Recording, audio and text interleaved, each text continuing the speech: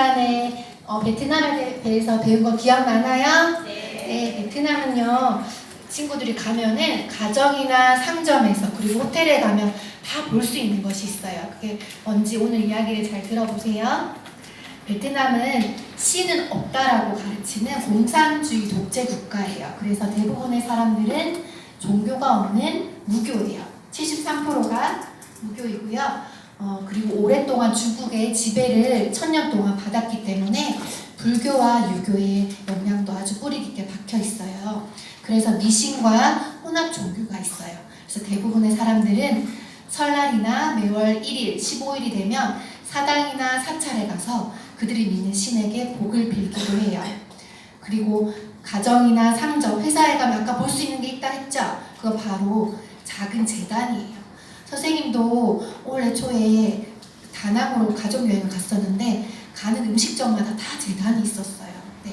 이 제단은 베트남 사람들이 하루를 시작하기 전에 그 제단 앞에 과일과 음식을 두고요. 자신들이 믿는 신에게 기도를 하고 하루를 시작하기 전에 복을 빌어요.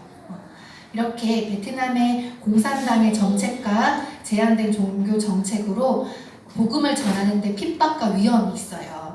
만약에 믿지 않는 이웃이 세수식반을 신고를 했어요. 그러면 경찰이 출동해서 그 세수식반 교사를 붙잡아 가고 그 교사들의 가족들까지 조사를 한다고 해요.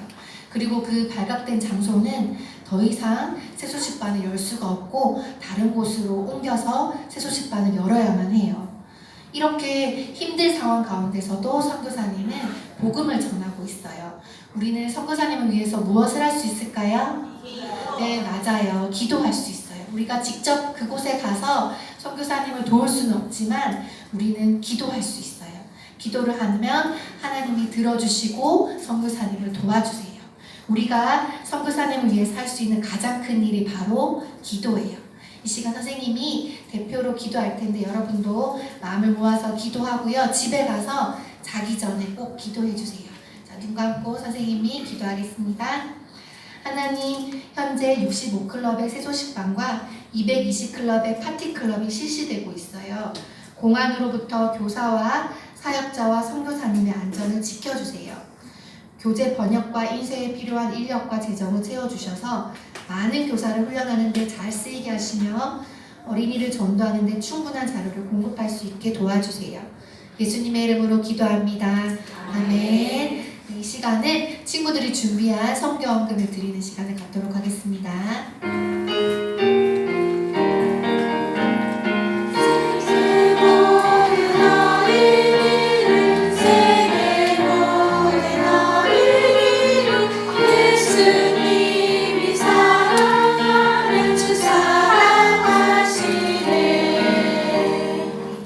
지난 시간에 우리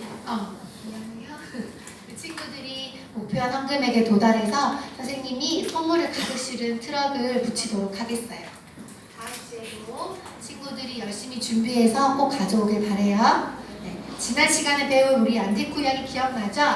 얀디쿠는 아버지를 따라 주술사가 되었지만 그것이 거짓 마술인 것을 깨달았어요. 계속해서 주술사의 삶을 살아갈 수 있을지 이야기를 통해서 들어볼게요. 어느 날 아침이었어요. 우리 안디코는 그날 새벽부터 열심히 일을 했어요. 땅을 파고 새로운 곡물을 심었어요. 햇볕이 너무나 뜨거워서 땀을 뻘뻘 흘렸지만 그럼에도 불구하고 안디코는 열심히 새로운 작물을 심었어요. 이렇게 열심히 일을 하지 않으면 그의 먹을 것이 없어서 굶주리게 될지도 모르거든요. 이렇게 열심히 일을 하고 자신이 심어놓은 작물을 본 안디코는 아주 뿌듯해하면서 만족스러워했어요. 그런데 갑자기 그때 얀디쿠는 이상한 기분이 들었어요. 정글이 왜 이렇게 조용하지? 뭔가 이상하다는 것을 깨달았어요. 정글에서 시끄럽게 오던 앵무새 소리도 전혀 들리지가 않았어요. 얀디쿠는 정글에서 평생 살았기 때문에 뭔가 이상하다는 것을 금방 깨달을 수 있었어요. 그래서 얀디쿠는 삽을 들고 마을로 향하는 좁은 길을 향해서 달리기 시작했어요. 뭔가 무슨 일이 일어나고 있는 게 분명해 불길한 예감을 가지고 좁은 길을 향해서 달려가고 있었어요. 그런데 달려가면서도 누군가가 자신의 뒤를 따라오는 듯한 느낌을 받았고요. 그 사람이 자신의 등을 칼로 찌르는 듯한 이상한 느낌도 받았어요. 뒤를 돌아보면 아무도 없었어요.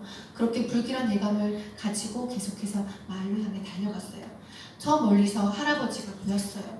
할아버지 뭐 하세요? 불길한 마음에 외쳤어요.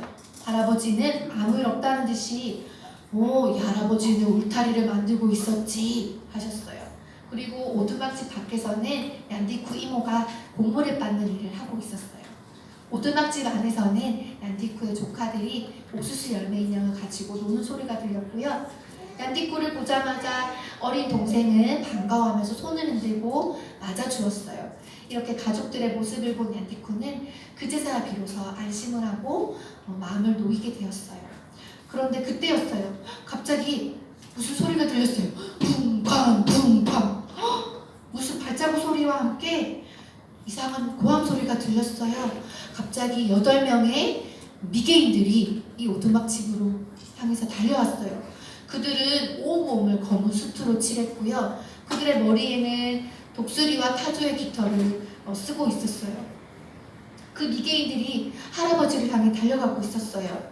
할아버지, 도망치세요, 도망치세요!